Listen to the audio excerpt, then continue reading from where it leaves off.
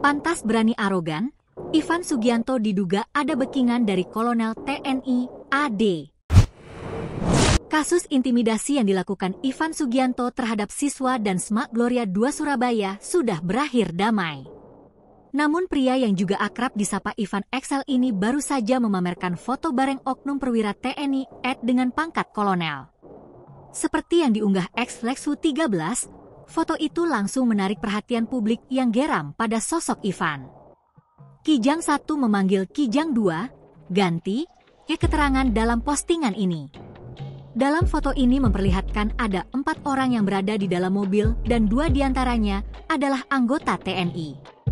Sementara Ivan Sugianto duduk di belakang bersama seorang oknum kolonel TNI AD yang berpose jempol.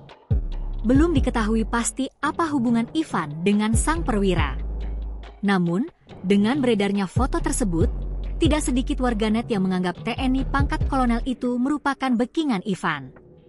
Terlepas dari itu, Kabid Humas Polda Jatim, Komisaris Besar, Kombes, Pol Dirmanto mengatakan bahwa akibat intimidasi yang dilakukan Ivan, N mengalami trauma.